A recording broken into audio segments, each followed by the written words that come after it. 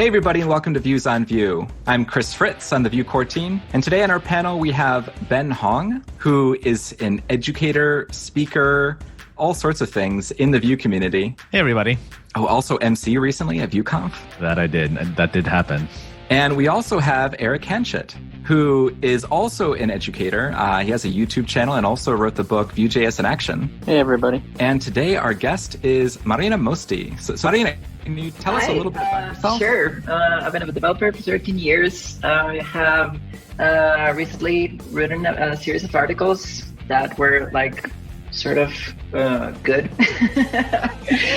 regarding people like them. Some people liked them, some people didn't. I guess that's just the kind of way the things go. I'm a member of Vuejs, and I'm just trying to figure out my way in this community and what I can do for it. Hey folks, I just want to let you know quickly about Netlify. Netlify is a really cool system for hosting what are traditionally known as static sites. However, the real benefit that I've been finding is that I don't have to mess with a back end. I can just set things up. I build the website out. I've been using a system called 11DJS, and you just deploy it.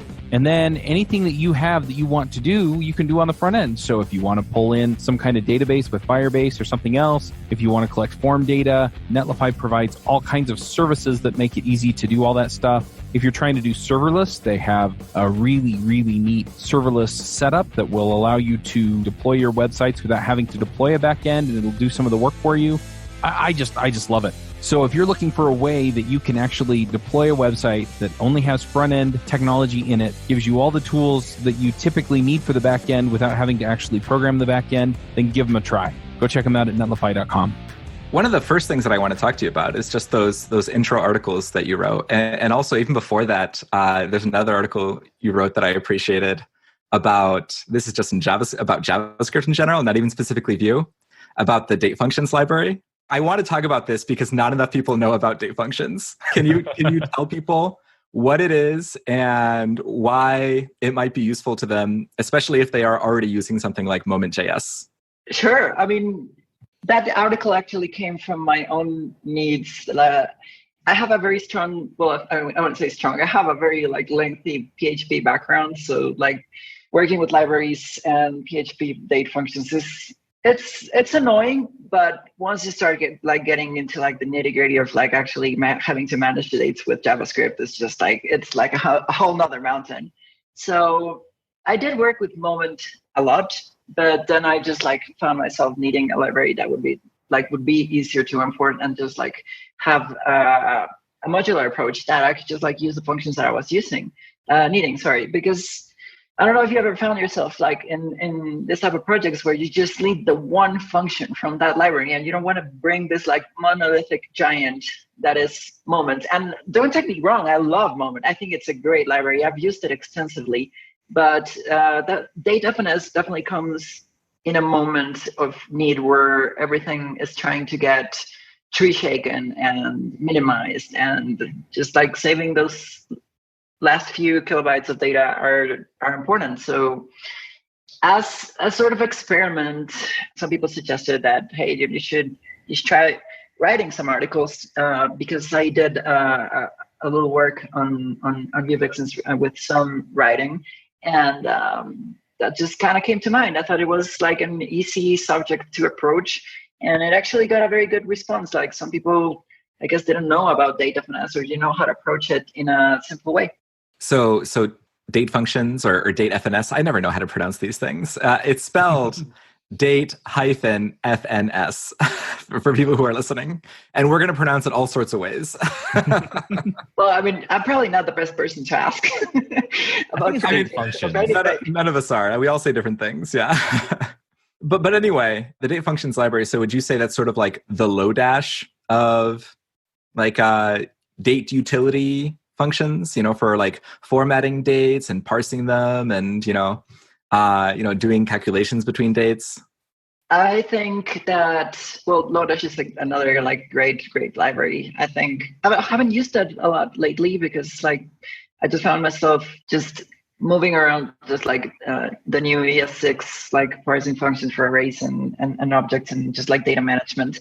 But regarding date-fns, I do feel that the wide variety of like functions that they are like giving you inside this package is it's very complete. So you can definitely go from like the simplest formatting function, which is probably what you will be using like 90% of the time, towards like the most, I would say advanced functions, but just like adding and subtracting dates, which is obviously always nice. Parsing of certain date formats. I believe there's also like some functions that allow you to handle internationalization. Wow, I got it. Nice. That is a hard one. So, yes, and not the first try as well. So yeah, it's definitely worth checking out. And I think the article is like very brief and very straightforward to just like get to know what you can do with it. Yeah, Awesome. I think it's a great article too. I was going to say, I looked up, I've been using Moment in projects. It's funny, there's someone who opened up a request or an issue to modularize Moment.js, but I guess it's too big of a deal. So it says right there in one of the issues, just use date functions, date-fns instead. I just wonder why the Moment team never decided to make it modularized and do all those enhancements. I don't know. Yeah, I was recently, I think, talking with Sia about like she's doing a performance talk, and I think it's because the way they architected Moment, it's like too monolithic, so they can't like in a like Webpack way like easily break up things. So I think, yeah, to your point, I think it's too much of a monolith at this time to make it modular the way that date functions is for Moment. I think, and don't quote me on this, that the problem is that Moment is class-based and it's just like a monolithic class that handles everything. So I don't think if they could actually like split that up into like smaller classes, because if I remember correctly, then for using Moment, you just have to instantiate this class and you pass it some options, and then you just like work around with the object, like the Moment object. So I would see how that would become a problem for like making modules out of it. Yeah, although I will say that I think there is a special import that you can do to strip out all the internationalization stuff, if in case you don't need that. Yeah, that's true. Which I believe is most of the library, the internationalization files. Well, time zones is a big thing too for people, right? When it comes to Moment.js.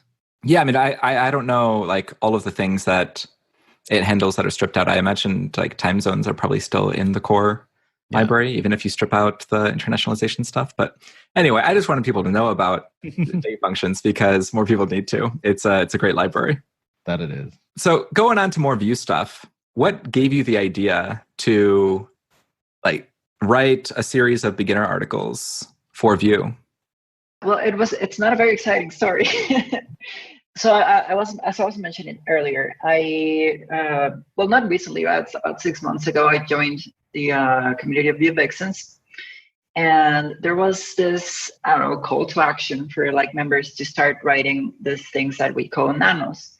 Nanos are basically a very, very small workshop or like workshop oriented type of structural information to like teach something, a very like small digestible concept to workshop attendees, I guess.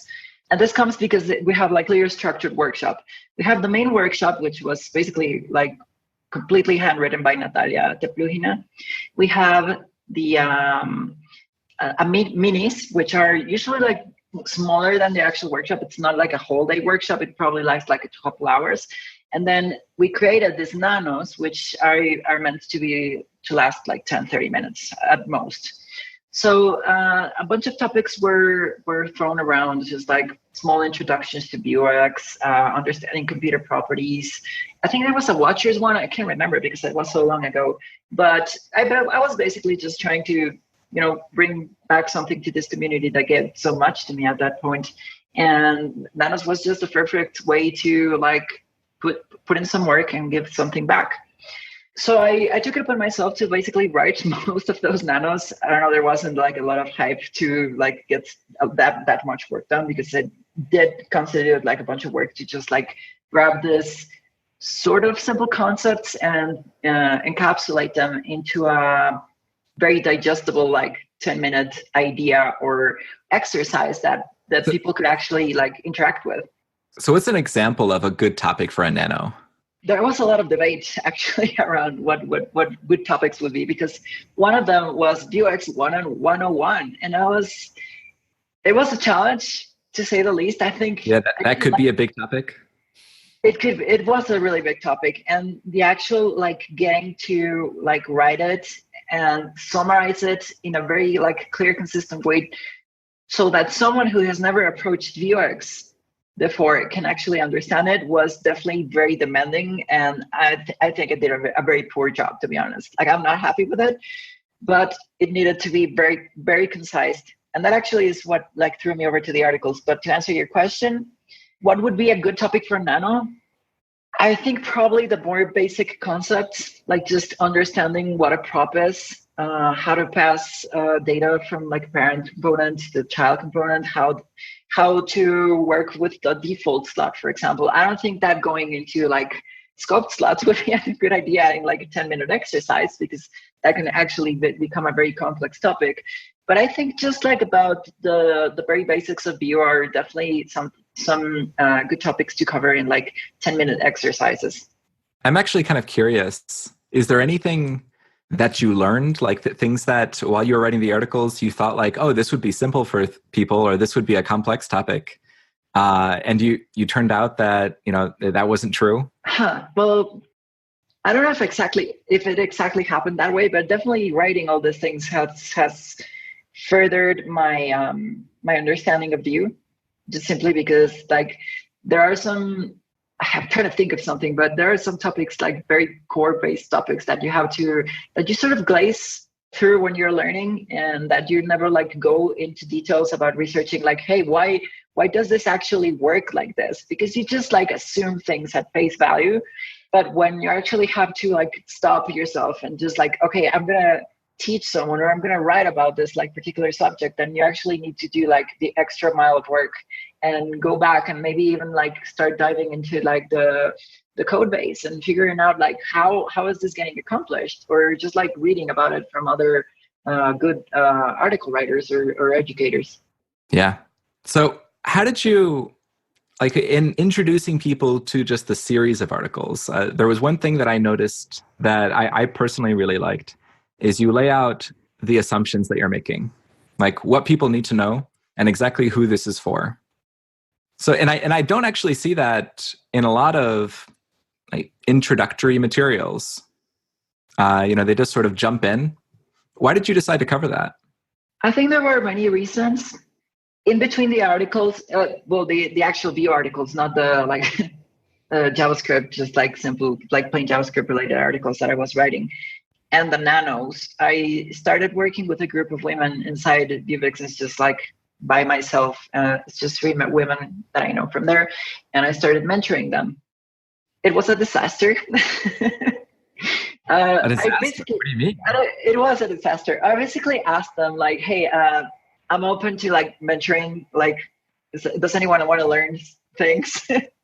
And 3 women volunteered, and I tried to talk to them individually, and I just came to this moment of realization that they were like so far apart in knowledge and in like being comfortable with the whole like Vue ecosystem, or I mean, not ecosystem, the framework itself.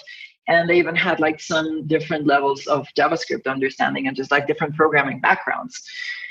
So I gathered them all in like a single call, like this video call, this meetup and I just like, I was not prepared. That is all that I was going. That all I'm going to say is that I was not prepared. I thought like, hey, let's just put in some exercise. Let's just build a form, make some buttons, figure out components. And I was all over the place. I think they left that meeting, that session, or whatever you want to call it, without a single piece of like knowledge. My early teaching experiences also didn't always go perfectly. Right. I mean, it's hard because I was trying to make things like simple enough for one of them that was basically starting out with Vue, but I also had to keep it interesting for another one of them, which is actually really advanced. So when this whole thing ended, I asked them to give me some feedback. And the feedback was basically like, you were all over the place and you need to focus a little bit more and maybe just like have some plan of what you're going to be teaching us. And then we can actually go through like this methodical process to learn what you're trying to show us. And this was very interesting because first of all, I had never thought of this like teaching process as something that I like actually need to prepare before, because I had never teach anyone before. So what I did was I started writing like this ideas that I have, like how would I process this very basic view information to someone that doesn't like know about it. And at this point, like I believe someone suggested like, hey, you're I don't know if it was a date-fns article or some other like nano, and they were like actually praising me for that. Like, I really enjoyed it. It was really good. It was very digestible. It was clear. And at this moment, I didn't understand actually why these people that were contacting me were saying that my articles were clear, because I honestly had never written anything before. What did they say they liked about them? Like, what made sense to them? What clicked? I think one of the recurring comments was that they believed that it was very non-technical. What is it? What do you mean by that? So I think what they meant, because I'm like not 100% sure, is that when I'm writing these articles, because I had no goal in mind, I wasn't like trying to get a lot of views. I wasn't trying to reach like this huge audience. I was just basically writing these things for myself.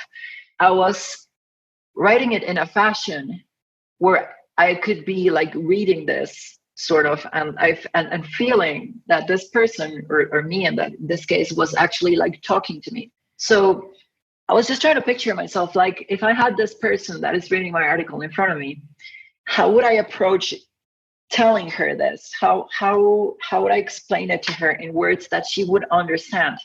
So every time I was faced with like this, with a concept or a word, a technical concept, I just stopped myself and actually like made a pause and thought, like, is this something that they could potentially not know about? And that actually just made my goal a lot clearer, because then I was like, okay, if I'm doing this oriented to beginners, because that was the idea, then I cannot make any assumptions that these people are either know about technical lingo or even have a solid JavaScript background to start with. And obviously I do have to make, like you said, some clarifications about at least a very like, I think it was a little understanding of JavaScript and just like common programming paradigms, because you can't, I mean, it would be a very basic article with another concept to just like bring people over to JavaScript and to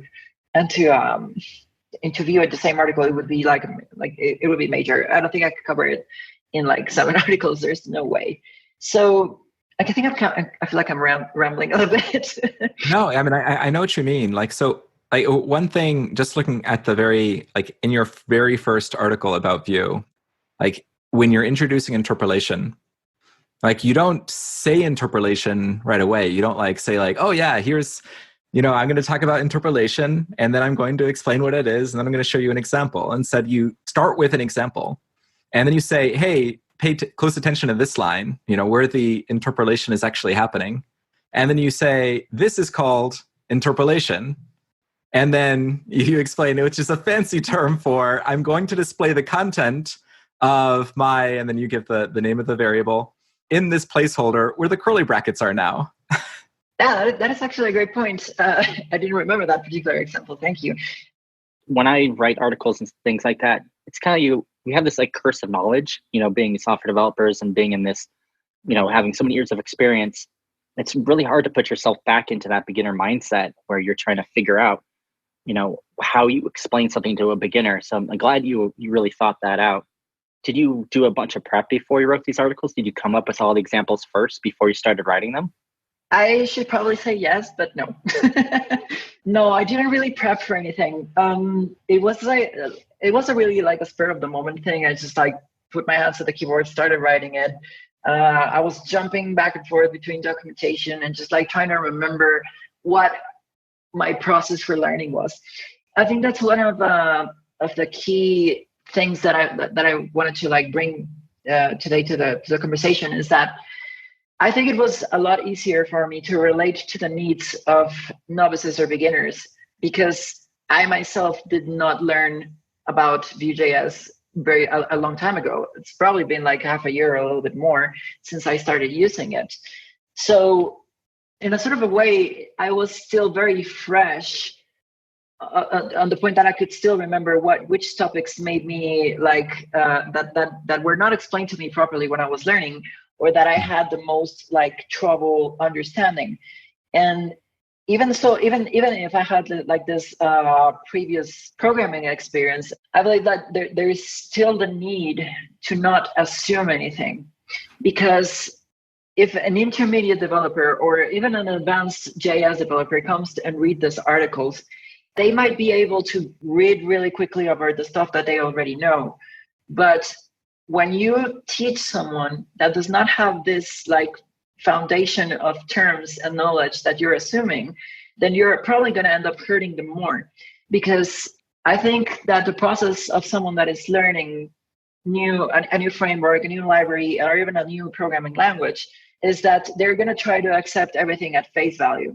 Not a lot of people will actually go and try to stop in the middle of an article or or say, for example, a video tutorial or something, and actually go and look up this concept that they are not being spoon-fed. Because, and I don't really don't want to go into like this massive rant, but I think it's part of like the failures of our education system, where we're just like taught to receive information and not to search for it. I didn't know starting out that this was going to be the way that people would like take these articles, because I just kind of threw myself at it without a lot of like preparation even. But I was writing like an article a week, so I was getting feedback as they were coming out. And this actually is when I started like getting this like eye opener to like, wow, okay, so people are enjoying this and people are enjoying that, and this is what I'm getting the best comments about. So I started to find my own balance of like making these playful examples with stuff that people would actually like be able to relate to, like video games or movies or music, and just like trying to incorporate some of my own very weird sense of humor into them. And you know, some people will appreciate it and some people might think it's very lame, but to like the few people that actually like read through all of them and actually like sent me a thank you note at the end, I would think it was completely worth it, and it was very rewarding.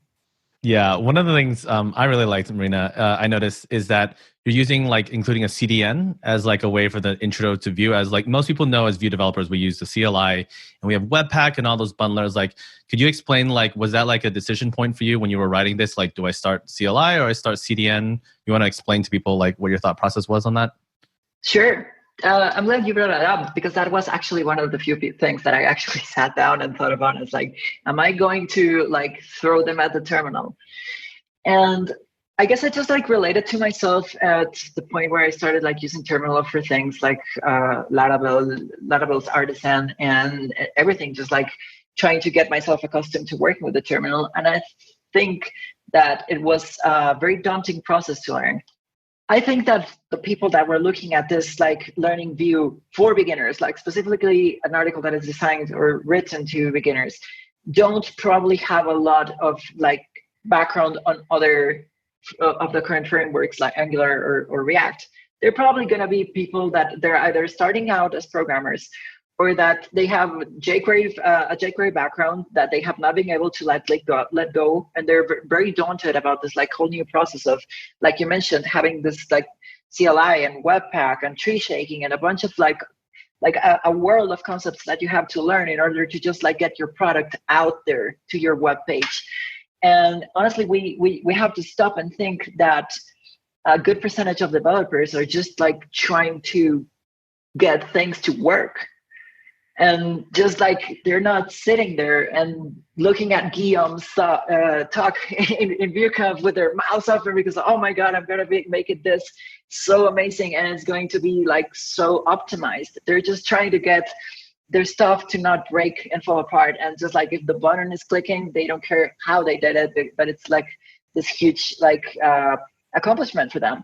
And I don't think we should devalue that, because not all of us just like started out with like having this previous education in computer sciences or even programming and technology. So when you were asking me about did I make this on purpose? Yes, that was actually a thought out decision. I just told myself I am not going to touch the terminal at all in this series, and I actually didn't. I released, I think, I don't know if I published it in Dev2 or if it's like pending publishing, but there's this course that I wrote about like a very basic introduction to the CLI that should be around somewhere. I will tell you in a minute. But I don't think that, in my very particular opinion, that just like bringing the complexity of understanding a CLI and everything terminal related to a novice is the best idea. I would consider that an intermediate step for sure. So is this something you would recommend to other people writing educational articles, to find like a very specific kind of person and write for that person, rather than trying to meet like, oh yeah, I want to like deal with people who are also using the terminal and some people who don't have terminal experience, and some people who know a lot of JavaScript and some people who don't know a lot of JavaScript? Do you think it's useful to like find a very specific niche? And I mean, you also mentioned like, oh yeah, I want people who are like into games and stuff like that. I have a very broad marketing like experience in my life. I worked for a lot of marketing agencies, and my instinct here is to tell you that defining your market is always good, but I guess it depends. What are your goals with this article? Are you trying to, like you said, like teach this very specific group of people, or are you just doing it for yourself? Are you like having fun, or is this some like work-related article? Are you like? I think you have to define your goals. And this is why it was so simple for me, because I had no goals. I had no expectations. I was just like writing this basically for myself to have, I don't know, I wouldn't say like something to do, but definitely I just like wanted to get a taste of like, hey, what it would be like to like bring something back to the community. Well, it doesn't sound like you had no goals. Like you had very specific things that. All right, let me rephrase that. Very specific people you wanted to try to serve, and so it sounds like you had goals. I mean, yeah, I should rephrase that. It's not like I didn't have goals. I had very personal goals. At which point, when I started writing this, I didn't care a lot of. I mean, I had this like idea in my head that it was going to be oriented to beginners. That is everything. That is the only thing I knew. Because you noticed that they were underserved in other educational materials. I guess I just feel like. The Vue community has a lot of great authors, a lot of great people putting out a lot of amazing content out there. Like, I don't think there is a single concept in Vue almost that you can like Google about and you're not going to find an article about it with a very detailed description. But I do feel that sometimes it's very hard for people to find the right place to start. Because if you don't know what to Google for, if you're just wanting to learn Vue, like, okay, and we would have to clarify that there is this, even within the beginners, we have very different type of beginners. So you're not going to be able to serve anyone, and not everyone's going to like what you're doing. There's obviously the beginners that have some sort of like background, or their head just works this way, and they can just like go dive the documentation and learn it. And I mean, documentation and the guide is sort of like built in a very straight way where you're like learning concepts in this way, and it's not even like that far apart from the way that I did it. In fact, it's very similar. The progress is very similar. I just made some adjustments to what I thought would be easier to understand first, and that it would actually serve the purpose of my own examples.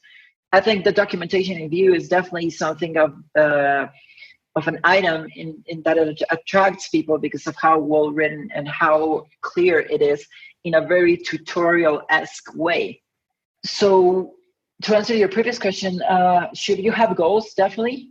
You have to be very clear about like the whole beginner, intermediate, advanced concept is just so subjective that how would you like even segregate this people into like these levels? Is that you would have to like make up this like complex system of like, what do you need to know in order to be consider yourself a beginner in Vue.js? And how will that relate to your knowledge of like regular JavaScript, vanilla JavaScript? How much ES5 do you have to know? How much ES6? Do you need it? Do you not need it? Can you like survive without it? Do you have to like know about concepts like spread operators? Or can you just like get through with that and start working with Vue? I think it's a very complex subject and definitely very subjective. And I honestly don't feel qualified to answer it. Well, I think you bring up a great point actually on that end. So sort of connected to the CDN piece that we were talking about. I taught a beginner workshop recently, and I had a developer that was like clearly their experience, like full stack developers working like Laravel and those things. But then I also had a designer who had encoded in like a few years, so she wasn't sure whether she was able to actually pick up the material.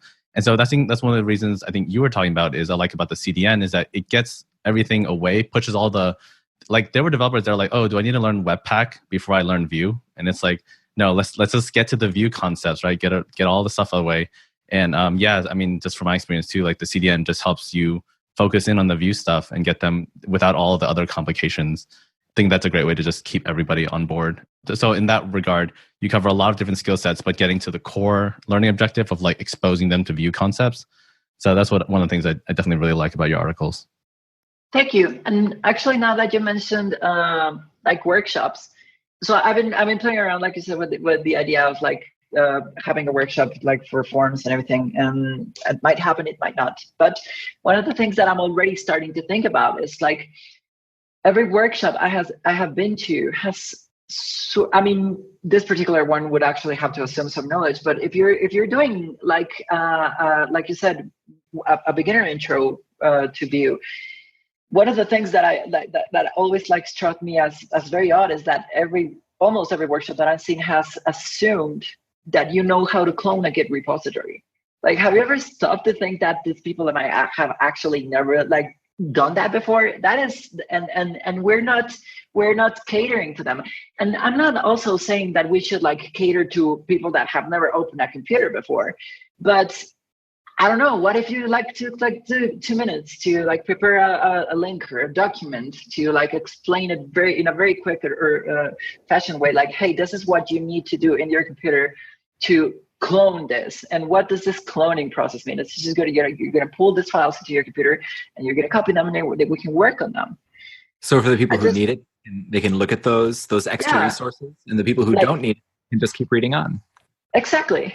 You're not taking away from the experience of the advanced developers, but you're actually like might just like having this very small detail can actually change the whole perception of your workshop for this person. I'm just saying that from the experience that I had in your workshop in Tampa. Yeah. I was talking to some people that like I was just looking at them, and they had their head in their hands, and they were just like looking at their screen, and they were completely lost. And not because the workshop was not clear or anything, it's just that because they were lacking some very like fundamental knowledge about Vue in order to follow what I would label, if you agree with it, as an intermediate workshop. Component creation and components like the structuring is not something that you throw to a novice. And I think some people in there were definitely not prepared to face the concepts that were being thrown back at them, because they barely understood a computer property. They barely understood what was happening with the local data inside a component. Just when they started looking at like renderless and components, they were like completely lost. And I think a lot of the good content of your workshop, which was the part that I enjoyed the most, was actually maybe lost on them. Yeah. That it definitely was a lesson learned from that end. And so one of the things I also recommend for like beginner workshops, which I did this time, is sometimes to your point, like people don't know how to clone, and then people might not even have like Node installed on their machines. So especially for beginner workshops, I actually recommend people to have it so that people can just download the repo, like not even coding, they just download a zip file. And I actually download the CDN file so that they don't even have to hook up to the internet, and it just works on local files, and then people don't have to do any of that npm build, sort of. But yeah, those are definitely great points that we definitely need to improve on for future workshops. Yeah, that's actually a pretty great idea. I didn't think about downloading the zip file. See, you can always go simpler, right? Yes. And Zip file and local like JS files, and that's it. No, exactly. no internet needed. This episode is sponsored by Sentry.io. Recently, I came across a great tool for tracking and monitoring problems in my apps. Then I asked them if they wanted to sponsor the show and allow me to share my experience with you. Sentry provides a terrific interface for keeping track of what's going on with my app.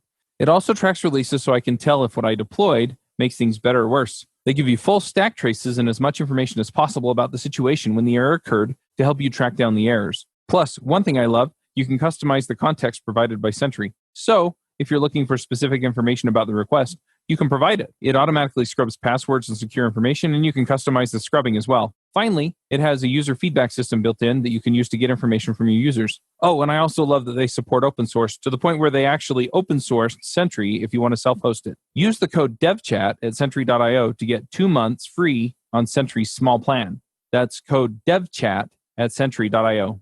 I think I have one more question about the education piece. So for people who are also interested in like, you know what, I've learned a few things, and there are, you know, some things that worked really well in my learning experience and some things that didn't work well.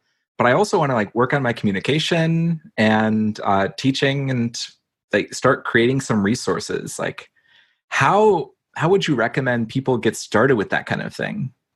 I think the easiest way to start creating resources, other than just go ahead and do it, because I mean, there's no right, there's no wrong. It's just if it's out there, someone is going to find it interesting. And you mentioned that like when you were first like trying stuff, it didn't work. Like when you were first like mentoring and stuff like that, you know, you had failures, and I think that that's okay and that's to be expected. Well, I think I'm at a point right now where I'm very comfortable like writing some things.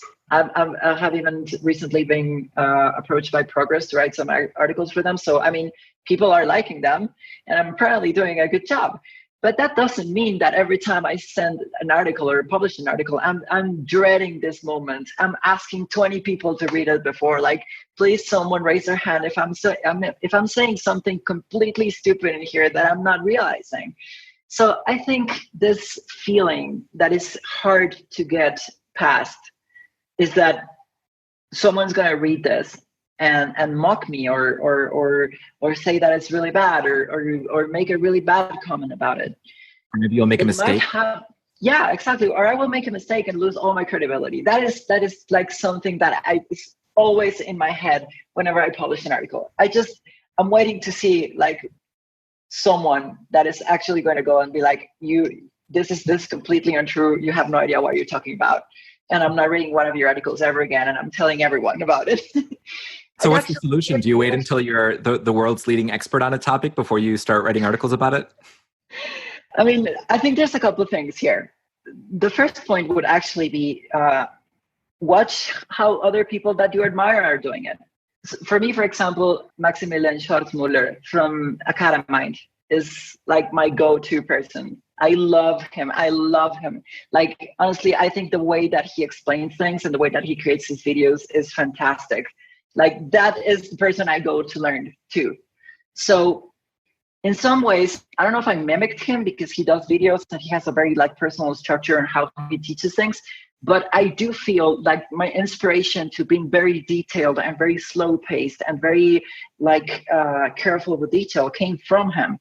And actually my second point, and just backtracking to the like this like, I don't know, imposter syndrome feeling that we have to like figure out every day. I actually had this one article that I wrote, which was about the spread operator in JavaScript, which is actually like my most popular article for some reason. Because I really don't know why. Apparently, the spread operator is something that people are very interested in, and also it covers a broader audience, I guess. Like if you're writing for Vue, then you're just gonna get the Vue audience, and then the JavaScript article just like got a little bit more attention, probably because like a bunch of React people came and read it.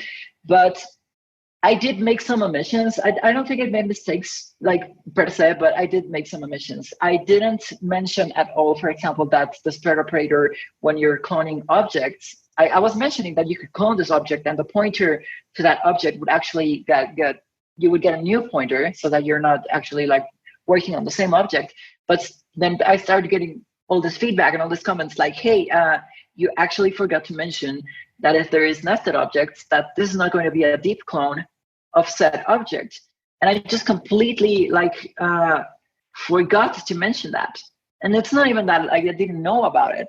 It's just that when I was writing the article, I took for granted this knowledge. But thankfully, like my disastrous like imagination about getting all these comments about, oh my God, you don't know what you're talking about, didn't happen. I think I was very lucky to actually have like 3 or 4 people like, hey, point this out, like, hey, you're missing this. And they actually started like talking between themselves in the comments and giving solutions and trying to explain or even like bring this knowledge, this lacking knowledge that my article was that didn't have into the comments. So what I did was just like, I tried to interact with them. I thanked them for their feedback. And I actually went back and patched this article with this new information that they were giving me. So like, I think you would have to make a really, really, really bad article with a bunch of mistakes and assumptions. And you would have to like have a very bad luck and get it to the hands of the wrong people in order to get like this, like aggressive criminal response that I was like expecting. So that actually was very nice for me because it encouraged me definitely to keep going. You know, I was going to say with articles that I've written in the past, I've had that same experience where if you do make a mistake, usually people are actually pretty nice. I mean, every now and then you get the random troll, but people are nice. They point out a mistake. And nice thing about the web and creating blog articles, and you can go and edit and fix things and you don't have to worry about it going forward. And I really like the concept of creating content for the purpose of not just, you know, the goodness of sending it out in the world, but also helping you understand the same concepts too. So it really solidifies those ideas in your head if you have to write, you know, 1,000 words on it, because now you have to put it down and explain it to someone that doesn't understand it. The one caveat I would say is if you're doing like video content, you can't easily go back and change it unless you delete a lot more video. work. Yeah. So doing courses or YouTube or something like that. The way I've gotten around that is if I do a mistake in one of my videos and someone points it out in one of the comments, I'll pin their comment to the top. So that way, you know, when someone watches the video, they scroll down and like, oh, you know, there's an error and like, oh, there's the pinned comment. Yeah, I know I messed up here and blah, blah, blah. And you can also, if you have it linked to your GitHub, you put a GitHub link in your description, you can then fix it in the actual GitHub repo. So that way if someone then pulls down your code, at least it's fixed there. But yeah, so I really Erik, like that you're idea. saying you've also made mistakes and people haven't banned you from the dev community? Exactly. And It also sounds like, Marina, that you're recommending that people, instead of like, I know that we're talking about your whole Vue series, but especially if they're getting started with teaching and sharing content, to really pick like one concept, like the spread operator, right? You didn't try to explain all of JavaScript when you first started. You were like, I'm going to pick this one thing and I'm going to try to like, you know, write about it, unravel it. And then eventually you kind of got more comfortable, which is why then you took on like a 7-part Vue series.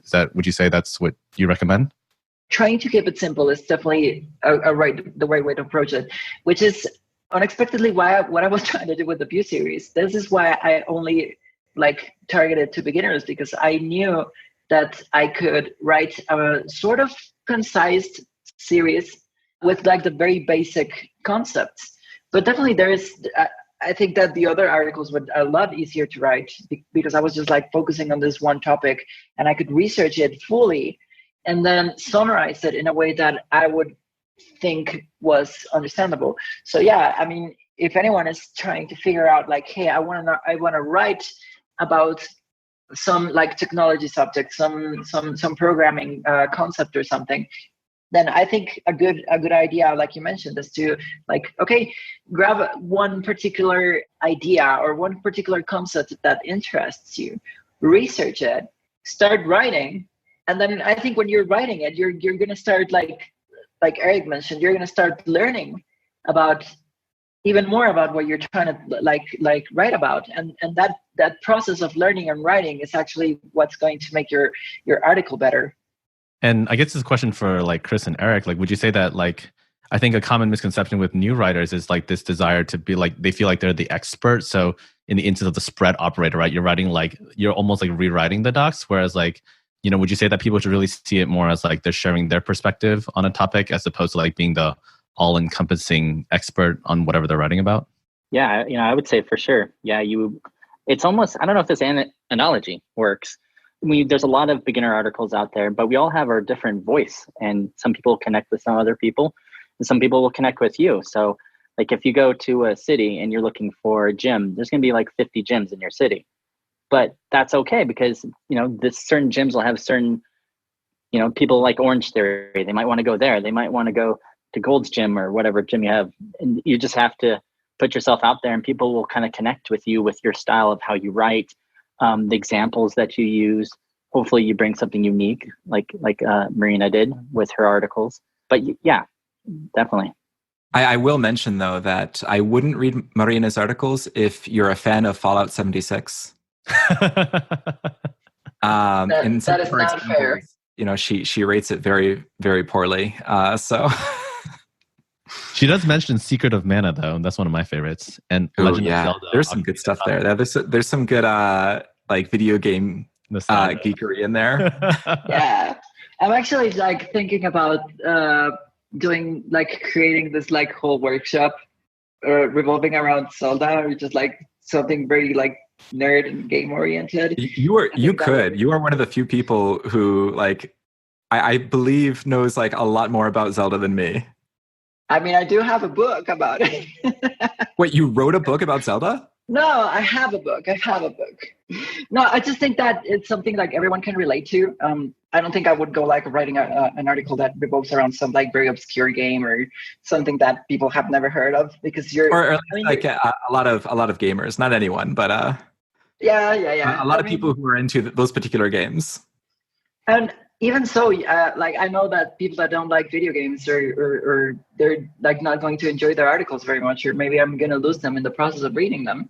But that's the trade-off that I had to make to just like have fun doing it. I wanted to write about the things that I'm passionate about. And other people about. are going to have a lot more fun reading your articles. Like it won't feel like learning.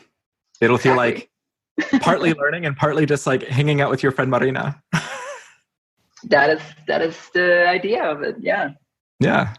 So Ben and Erik, I'm actually curious, do you have any additional tips? Since both of you also create a lot of educational materials for beginners, for people who want to like get into writing beginner materials or creating videos or whatever it happens to be. Anything you want to share with them? I think a lot of it's covered. I mean, we talked about making sure you have an audience in mind beforehand is a great way to go at it. So if you're going to target beginners, then make a beginner article. Like Marina saying, make it your own voice. So something interesting. Like if you're into video games, you're into some kind of geekery. If you're into Harry Potter, maybe you can make it more interesting, make it a little more fun when you're writing it. You want to stand out a little bit and also have fun in it. It's not fun to read really boring, long articles. There's actually people out there that like those type, but you may not like writing it. So, there's this concept of just trying to teach people together. I mean, trying to imagine where they're at so you can teach concepts better, make real world examples in it. So things like that come to mind at the top of my head. I don't know. What do you think, Ben? Yeah, I agree with that a lot. Personalizing it definitely helps to keep it really interesting. And to be honest, it showcases your personality, which I think people like when they're reading. I would say particularly on the videos pieces, like if you're looking to do video content, I would definitely recommend keeping it on the shorter side. So like within 5 to 10 minutes tops, just because to Erik's point, like if you make a mistake, you don't have to re-record the whole thing. It's like if you're focusing on specific clips, and to be honest, I think people engage, which like when they know their video is only like 5 to 10 minutes, whereas like if they see your video is like 30 minutes, you might have a little bit harder time getting engagement. So if you're definitely starting out, I would say keep it short. And then if you're doing in-person workshops, definitely keep the workshops interactive. I think I learned this from Chris. It's like the learn, question, apply format. And so this idea that you can learn theory, but then allow your users to question it and then actually practice it. Don't just sit there and lecture at them for like 3 hours. I don't think anybody would care much for that. So I think those are the top things from my head. You have anything I've heard of it called like I do, we do, you do. So Like I I do it on the board, and then we all do it together, and then you take that concept and do it. So yeah, something similar to that. It's great. I've never done an in-person workshop, but that sounds great. What do you think, Chris? Yeah, I absolutely agree. That is a thing, and it works. Yeah, but another way that I've heard it explained sometimes is like show, modify, and then create. So like you're showing them like how something works, and then you're having them like modify something that already exists, and then you're having them like using that same concept to create something new that doesn't already exist. You know, so having people build up to that rather than just throwing them in the deep end from the very start. Ooh, the one thing I do want to jump in though, I think Chris, I don't know if you're going to mention this later, so I might steal your thunder on this. But I think the one advice I thought you gave was really great is let people build something that they would be proud to show someone. Getting that investment really helps to reinforce that learning. Not necessarily proud, but like, yeah, build things that you'll want to show someone you care about. Okay, there you go. Yeah, it could be because like you're really proud of it. It could be because like, oh, you built like a custom like Pokedex and you want to share it with your friend who is really into Pokemon.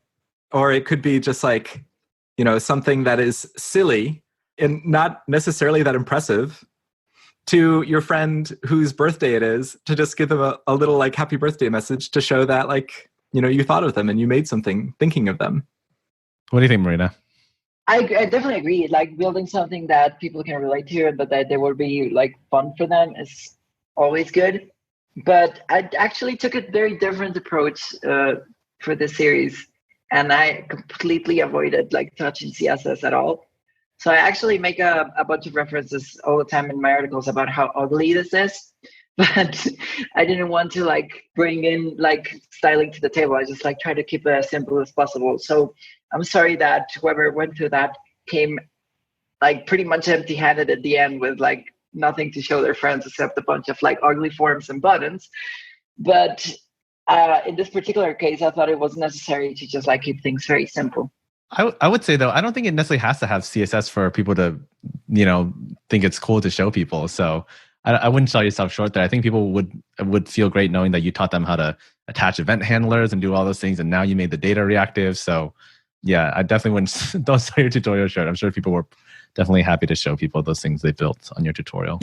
Yeah, one of my favorite introductions to like conditionals in JavaScript is just like a bunch of if statements with alerts and prompts for like a choose your own adventure story. Oh, that's nice. You know, a very short one. And you don't need any CSS for that, but it's still fun and quirky, and like you want to show it to people and have them try out your game and, you know, see what they type. And yeah, I guess you're right. I guess I just see all this like content creators making this like really, really amazing like demos and things that you can build with them and just like showcasing them. And it's like, I can't help but feel like I was a little maybe uncreative on that part. I could have possibly taken a little bit more time to like make something that was a little bit more fun to look at least. But you know in that moment. It reminds me, like, if you look at Sarah Drasner's like tutorials, she always has like amazing like CSS and animations and whatever concepts are that way. But you just mentioned you really like Maximilian, which I enjoy his content too. He has a great Udemy course. A lot of his CSS doesn't look that great when he's teaching concepts. He doesn't spend a ton of time on design. He's just like, here's what we want to do. And I think Eric's throwing shade. Or he'll just import Bootstrap, right? He'll be like, attach these Bootstrap classes, and there you go. Yeah, exactly. Yeah, I mean, you're probably right. I think there's probably a sweet spot in between. Like, I love Sarah Drasner's work, and I think there's room for both. like a lot of Sarah's stuff like is super inspiring and like makes you want to play with that stuff even more, and gives you an idea of like what's possible. So I think there's room for like a range of different examples for different kinds of purposes. Yeah, totally agree. Absolutely. Different strokes for different folks, I guess. I like that. Yeah. So and actually, I have one more question for Marina. It's you split up that series into 7 different articles. Why not just have it be one big article? I'm trying to think of a very like convoluted answer that is not. It could be simple. I don't mind. All right. Well, in reality, because who's going to sit and read that? That's a great answer. Yeah. Great reason. That would be my reason. That would be like a huge like dump of content. And also I needed to pace myself because I was like juggling almost two and a half, 3 jobs at that time and trying to get like work done for Vixens and just like a couple other things that I was doing. And like, thankfully I had a lot of flights in between like this, like 2 points in time. And it was just like typing and writing in airplanes and in airports. And that just like it sort of gave me the time to write this. But I think it was just more of a way to pace myself and just not just throw like this monolithic tutorial at people because honestly, if I was looking at an article and I just look at the amount of scrolling and reading that I would have to do to come out with something from it, that would be very off-putting for me. Sort of like what Ben said about the videos, like even in the shorter videos, people tend to relate more and be able to like digest this. And I think at this point in time, not everyone is going to have like 2 hours to sit and look at your video or read your article when they get home or in their lunch break or whenever people are making some time to study up a little bit and learn new things. So for the people that do have the time, they can just wait until the series is on and just like read it all in one sitting. But if people just wonder like, oh, like this amazing concept by Alex for like the view dose, I think that's a brilliant idea. I love it. I can't wait every week to get like the little like tips and everything. And it doesn't take that much time out of my day, and I think it's brilliant. It fits almost every shoe. Foot would be should. I don't know the expression. Yeah, I know what you mean. English expressions are difficult. Yeah. You can tweet us at Views on View. Actually, I don't know what the Twitter handle is, but if you want to tell us what the expressions are. But anyway, does anybody have any tips for Marina before we start wrapping up? And we talk about picks and where people can find Marina, that kind of thing. I mean, just keep writing. Loved your work and can't wait to see more of it. Thank you, Ben. Okay, now Erik, anything else from you or? No, I'm good. Cool. All right, then Marina, where can people find you? Are you on the internet? Sometimes. Well, probably Twitter would be the best choice. It's at Marina Mosti, Mosti. I mean, if you Google it, there's not a lot of Marina Mostis running around, so I think there's just like one other in like Italy lost somewhere. So it should be pretty easy. And we'll have that in the show notes as well. And is there anything you'd like to plug? Anything coming up that you want people to know about? Sure. Are we doing the picks now? Oh, we can do the picks. This is like sort of separately, just like, personal things like, articles you're working on or anything like that. Yes. I mean, I do have a bunch of articles coming up that I'm writing for progress right now, but I don't think I'm at liberty to discuss them before they're published. Wow. Secret articles. They're okay. They're good. People will learn things, but actually, when they're released, when can people find these secret articles? I can't say. I don't have that information, but I will probably be working on a Vuex series for beginners very soon. So that is actually something I'm very excited about, and hopefully I will get it done sometime this year. Nice. Will that also be on dev.2? I'm sorry, what? Will that also be on dev.2? So if people go to dev.2/Marina Mosti, will they be able to find that? Probably. I haven't decided about where it's going to get actually published, but I mean, wherever. But at the very least, probably release it on Twitter. So yes, no, of course. Every time I release something, it's going to go on Twitter, and there's a lot of very loving people that help me get some reach. So thanks, and a big shout out to all of them. So yeah. It's probably the best idea just to follow me if you want. And I don't tweet about a lot of stuff that are not article related, so don't worry about spamming. Excellent. This episode is brought to you by Triplebyte. Applying to programming jobs sucks. You have to put the right keywords in your resume, you spend hours and hours on the phone screens and take-home projects, and that's assuming the company even responds to your application. Well, if you're a software engineer, Triplebyte can help. They work with over 400 top tech companies, from big names like Dropbox and Adobe to exciting startups. You do one brief online interview with them, And if you do well, you go straight to final interviews with the company on their platform. It's like the common app for software developers. Triplebyte does not look at your resume or where you went to school. All they care about is if you can code. I've helped dozens of software developers with various credentials get jobs, and this looks like a terrific way for you to get in and get interviewed and get a job without a lot of the hassle and overhead. You can go check them out at triplebyte.com/view. That's triplebyte.com, byte as in 8 bits. As a special offer for listeners of this show, if you take a job through Triplebyte, they'll offer you a $1,000 signing bonus. And Ben, do you want to go first for some picks? Yeah, sure. So let's see. Since today is like about learning and teaching, I'm going to have to plug again the Make It Stick, which is a book about learning principles. So again, for those interested in education and stuff, check out Make It Stick. And then as far as the fun pick, I started reading, I believe it's called Broken Earth or the Shattered Earth series. Broken Earth, yeah. Broken Earth, yeah. Started reading the Broken Earth series, and it's really interesting. So, anyone looking for sort of a new like fiction book, I've been reading it and enjoying it quite a lot. So I think, yeah, it's fantasy. It's really good. I think, gosh, how many Hugo Awards? I think she might have won like for the trilogy. I think she might have won Hugo Awards for all 3. Don't quote me on that, but I think that might be true actually. Yep. So I think those are my 2 picks for this week. Excellent. And Eric, would you like to go next? Sure. Yeah, I've been watching the news about this picture of the black hole. So that's my pick. You guys seen that? I have not seen it yet. I've heard about it though. A black hole. Nope. Well, yeah, I guess they were able to finally take a picture. Was there much to see, or was it too dark? It was pretty dark. Well, yep, it's kind of interesting. So, guys, check that out. Google it. My other pick is, I don't know when this video is coming out, but Avengers Endgame is coming out very soon. Oh, I got opening night tickets.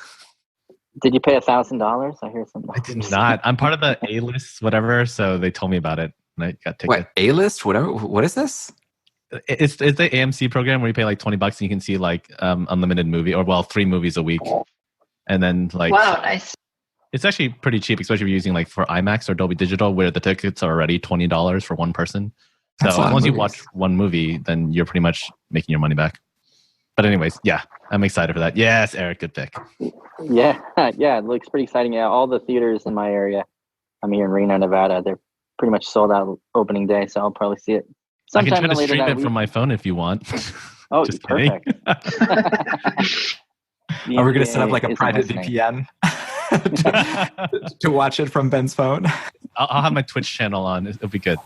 That's very cool. And then I guess my last, since we're talking about learning and learning view, I'll just give a quick plug to my own course. It's on Nuxt.js. I just actually updated it for 2019 and the latest version Nuxt. But that's at school.programwitheric.com. Great. And then I am going to go next. So my first pick is Ben's Hogwarts accent. Ben, could you do your Hogwarts accent for everybody? He did this at ViewConf. Can you give us a little bit? Gosh, I'm an aura from the Department of Ministry of Magic, Defense of the Dark Arts. I don't know. What school are you in? I'm in the School of Ravenclaw, House of the Well-Prepared Champions. Fantastic. Amazing. So Ben, along with Jen Looper, recently emceed at ViewConf US, and I think they both had several costume changes. And at one point, Ben came on in a full Hogwarts outfit and gave this like whole speech to introduce the next speaker, and it actually fit with the theme of that speaker's talk. It was Rahul Kajan. Yeah, it's on the dark arts. On the dark arts of SFC compilation. It was so beautiful. There might be a YouTube link for that, actually. So yeah. By the time this comes out, it might be on YouTube. Should they search for dark arts of SFC compilation to find it, or I don't know. I'll have to ask Greg from Viewmaster. Or Ben Hong Harry Potter. What's the right term? We'll figure it out. We'll work out the SEO later. So my second pick is Gone Home. Gone Home is a video game that is pretty cool that I just recommended to someone. And it's from like 2013, so it's pretty old. It'll probably run in your machine no matter how old your machine is. Well, I mean, I guess not no matter how old your machine is. If it's like from 20 years ago, yeah, you're probably going to have to upgrade. But It's very likely that it'll just run on your laptop, whatever you use for development, if you have a development machine. It's also available on Nintendo Switch. Oh, it is cool. Yeah. Oh, Yeah, cool. it's one of those like walk 'em up games where you're just experiencing a story and it's just like 4 hours or something. And there's also a lot of good 90s nostalgia. So if you're in the mood for some 90s nostalgia, that's a good one. Well, I guess I know what I'm buying after this recording. And my next pick is polyfill.io. It is a service for giving you like a bunch of different polyfills for JavaScript, depending on the browser that you're serving to. This is a service I talk about with people sometimes, and they say like, oh gosh, I wish I had known about that earlier. So for example, if you're visiting from Internet Explorer, you might get like 33 KB of polyfills. And if you're visiting from the latest Chrome, then you might get only 3. And so it just serves everybody what they want, which is a cool idea, a cool way of handling polyfills as an alternative to just like bundling all the polyfills that like the lowest like common denominator browser might need to every single user. And then my last pick, this one is definitely self-serving, and I feel like I've already, not self-serving because I don't really get anything out of it, but it's my own project, Vue Enterprise Boilerplate. I feel like I've already talked about it so much on this podcast, so I feel bad talking about it again. But at VueConf recently, people were telling me, it's like, you need to talk about Vue Enterprise Boilerplate more because it's such a great resource. And those are their words, not mine. Okay, so before you start thinking like I'm getting really full of myself, some people seem to think it's a really great resource at the very least. I can second those things. The Vue Enterprise Boilerplate repo, it's not just a boilerplate, but also sort of like a study guide for a bunch of different best practices for Vue that I try to document really well and comment really well so that you can bring them to your own project, whether it's based on Vue Enterprise Boilerplate or not. And even if your project isn't currently using Vue, there's a lot of really great stuff. And that's it. Marina, what are your picks? Well, since you already like started the shameless self-promotion train, I'm gonna ride it. Do it. Ride the train. Choo choo. Yeah. I've actually recently became part of a wonderful team of people that are working on Validate, and one of the sub libraries that we're working on is called name pending parenthesis Formulate or Formulate. Yeah. So Formulate for those that don't like the other one, but Formulate for me because coffee is good. Drink coffee, be happy.